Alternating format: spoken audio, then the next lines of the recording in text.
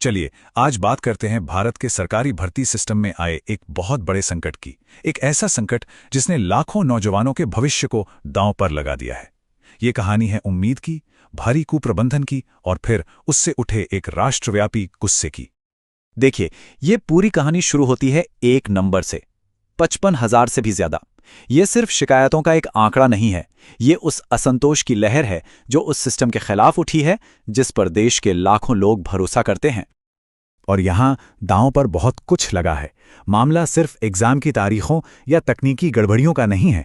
ये उन लाखों उम्मीदवारों के करियर और सपनों का सवाल है जो सरकारी नौकरी के लिए सालों साल मेहनत करते हैं। और जब सिस्टम इस तरह फेल होता है ना, तो एक पूरी पीढ़ी का भविष्य खतरे में पड़ जाता है। तो आखिर ये पूरा मामला है क्या? क्यों स्टाफ सिलेक्शन कमीशन यानी एसएससी के खिलाफ हजारों लोग सड़कों पर उतर आए? चलिए थोड़ा गहराई में जाते हैं और समझते हैं कि ये सब हो क्यों रहा है। तो सबसे पहले ये जानना जरूरी है कि एसएससी आखिर है क्या। ये भारत सरकार की सबसे बड़ी भर्ती एजेंसियों में से एक है। हर साल लाखों युवा ग्रुप बी और ग्रुप सी की सरकारी नौकरियों के लिए इसके एग्जाम देते हैं। मतलब ये कई लोगों के लिए एक स्थिर और सम्मानजनक करियर का टिकट है। तो सवाल यह है कि इतना गुस्सा, इतना आक्रोश ये भड़का क्यों? देखिए, ये कोई एक दिन में नहीं हुआ। ये एक के बाद एक हुई कई गलतियों का नतीजा था जिसने उम्मीदवारों के सब्र का बांध ही तोड़ दिया। इस गुस्से की चिंगारी को हवा मिली सिलेक्शन पोस्ट फेज 13 एग्जाम के दौरान हुए भारी कुप्रबंधन से। जरा सोचकर देखिए, एग्जाम अचानक रद्द किए जा रहे हैं, कंप्यूटर सिस्टम में गड़बड़ियां हो रही हैं और एग्जाम सेंटर ऐसी ऐसी दूर की जगहों पर दिए गए हैं जहां पहुंचना ही एक चुनौती है। हद तो तब हो गई जब कई लोगों को एग्जाम से सिर्फ 2 दिन पहले एडमिट कार्ड मिले। मतलब पूरी तरह से अफरा तफरी का माहौल था। और इस आग में घी डालने का काम किया एक विवादास्पद फैसले ने। एसएससी ने अपने पुराने एग्जाम वेंडर टीसीएस को हटाकर एडुक्विटी नाम की एक नई कंपनी को कॉन्ट्रैक्ट दे दिया। अब समस्या ये थी कि इस नई कंपनी एडुक्विटी का नाम पहले भी कुछ घोटालों में आ चुका था। इस एक फैसले ने उम्मीदवारों के मन में पूरी भर्ती प्रक्रिया की निष्पक्षता पर ही एक बड़ा सवाल खड़ा कर दिया। और फिर जो हुआ वो दिखाता है कि आज के डिजिटल जमाने में आवाज कितनी तेजी से फैलती है। लोगों की अलग अलग शिकायतें बहुत ही तेजी से एक बड़े और संगठित आंदोलन में तब्दील हो गईं। सोशल मीडिया तो जैसे एक जंग का मैदान बन गया।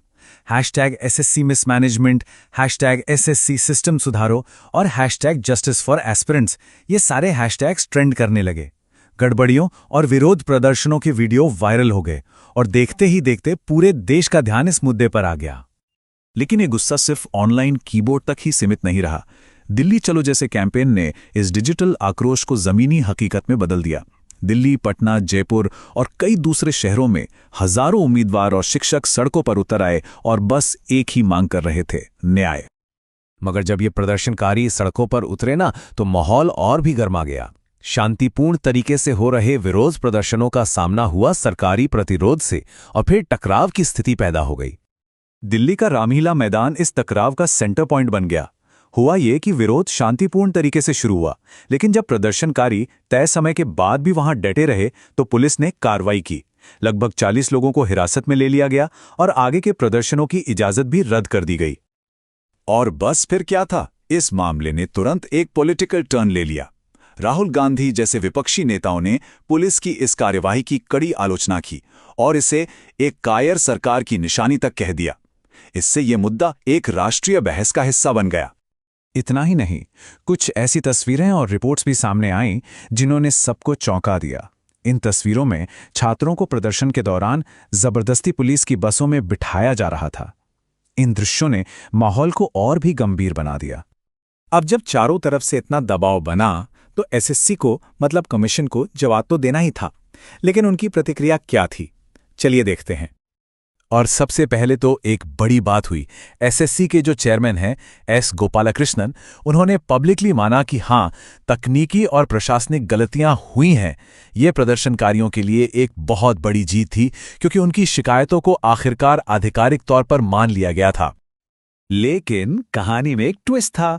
अपनी गलती मानने के ठीक साथ साथ चेयरमैन साहब ने यह भी इशारा किया कि हो सकता है कोई कोचिंग सेंटर इन विरोध प्रदर्शनों को हवा दे रहा हो।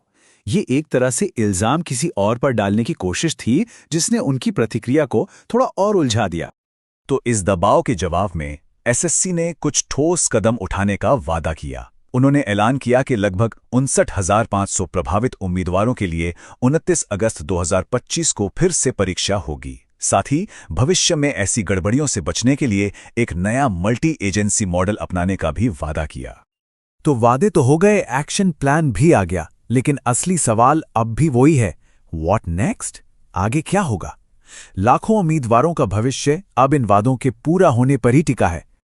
तो अगर इस पूरे मामले को एक नज़र में देखें तो कहानी बड़ी सीधी है।